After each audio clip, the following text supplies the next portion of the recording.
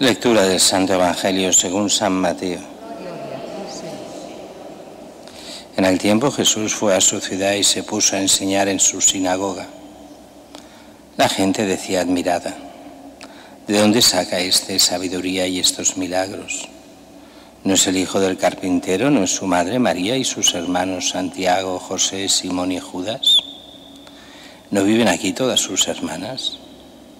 Entonces, ¿de dónde saca todo eso? Y se escandalizaban de él. Jesús les dijo: solo en su tierra y en su casa desprecian a un profeta.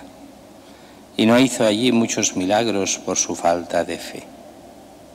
Palabra del Señor. Gloria a ti, Señor Jesús.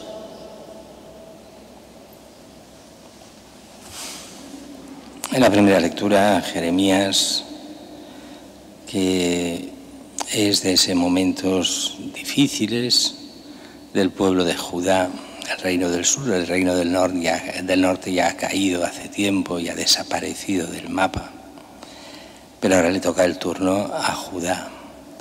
Judá sí tiene el templo de Jerusalén y la gente va al templo de Jerusalén, pero va al estilo pagano.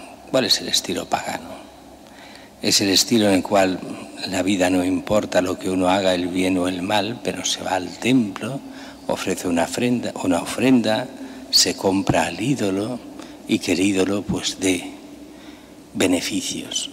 Y eso no es el Dios de Israel.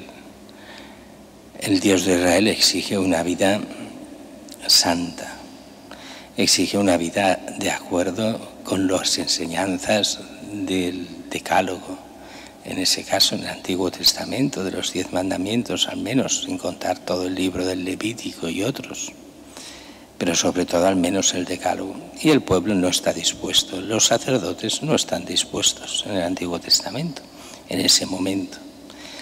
¿Qué es lo que piden los profetas y especialmente Jeremías? La conversión del pueblo y de los dirigentes, porque si no, Jerusalén será destruida, el templo quedará destruido o al menos abandonado, como el de Silo, como los templos del reino del norte.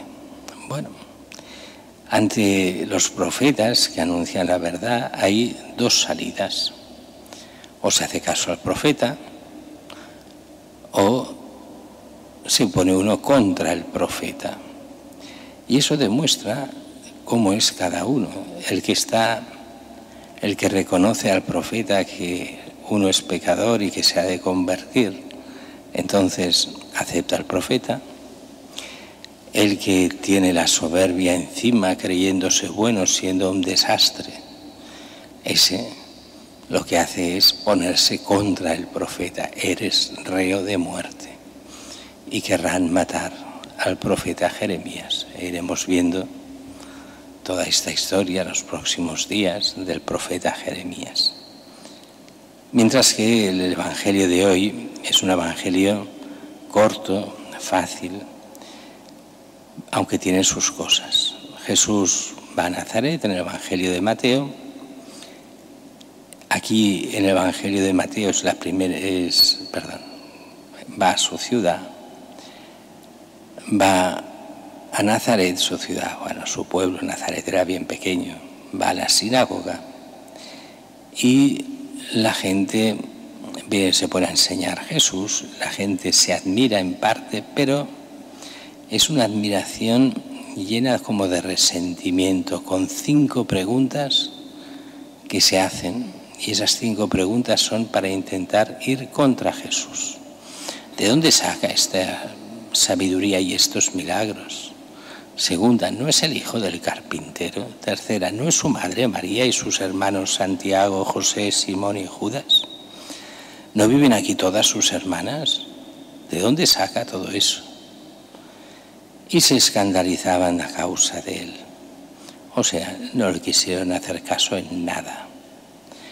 Y Jesús dice: solo en su tierra y en su casa desprecian a un profeta. Así que hizo pocos milagros por su falta de fe. Pasa un poco como en nuestra tierra, tierra que había sido cristiana, como si Cristo ya fuera nuestro, como si España se identificase con Cristo, con todos sus siglos de evangelización y de todo lo que queráis, y ahora ya no es profeta en esta tierra.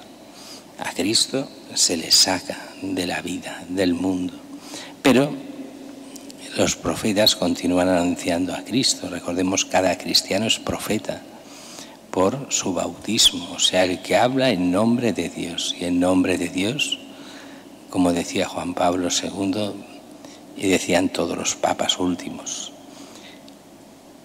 que volvamos a encontrar a Cristo, que volvamos a nuestras raíces cristianas, que nos dejemos tocar por Él, que vivamos en Cristo. Ese es el fondo, la voluntad de Dios, que descubramos siempre y cada vez más a Cristo y vivamos con Él y para Él. Y aquí siempre sale uno de los problemas en este texto, que algunos, sobre todo los que de algunos protestantes, no todos, pero buena parte de los protestantes, vienen a decir, ¿veis? Habláis de la virginidad de María, pero mira, aquí lo pone claramente. No es el hijo del carpintero, no es su madre María y sus hermanos Santiago, José, Simón y Judas. Y no tiene otras hermanas que también viven aquí. Jesús era familia numerosa. ¿Cómo van a decir que María es virgen y que solo tuvo un hijo? No, es evidente, la Biblia lo dice, el Evangelio lo dice. María tuvo más hijos. Bueno, y eso es no conocer la Biblia para nada, el que dice esto de este texto. Porque aquí hay dos, había muchos más razonamientos a hacer, pero pongamos hoy solo dos. Uno, la palabra hermanos, en griego clásico quiere decir hermano de sangre, claro que sí. Pero de Mateo y de los sinópticos, que sabemos que hablaban arameo, en arameo hermano es mucho más largo, más ancha. Todos los parientes se les llamaba hermanos. Tanto es así que el cristianismo cogerá este lenguaje y dirá, todos nos hacemos en Cristo hijos de Dios y somos hermanos. ¿Hermanos en la carne? No, hermanos en la fe, pero somos hermanos. Es curioso cuando dice San Pablo, en un momento dice, y al final Jesús se apareció antes de la ascensión a más de 500 hermanos. ¿Que tenía 500 hermanos Jesús? No, es ese sentido. El arameo habla de hermanos en el sentido amplio, los parientes. El cristiano lo amplía más, a todos los que por el bautismo se harán y por la fe hijos de Dios, y así hermanos en Cristo. Pero hay otra razón mucho más simple para entender que estos hermanos no son hermanos de sangre de Jesús. Y es que al pie de la cruz se nos habla de María de Cleofás. Esa María de Cleofás, que no es nuestra María, la Virgen María, dice los evangelios, si miramos todos los evangelios, el de Juan dice simplemente que habían las tres Marías al pie de la cruz. María la Madre de Jesús, María de Cleofás y María Magdalena, aparte de San Juan. Los sinópticos dicen, sí, estaba María de Cleofás o de Alfeo, que es el mismo, y dice, madre de Santiago y Judas. Son estos. No es María, la Virgen María. Estos son parientes de Jesús. Según algunos, pero esto ya es más discutible, este Alfeo sería, algunos lo ponen así, otros lo ponen de otra forma, hermano de José y casado con otra María.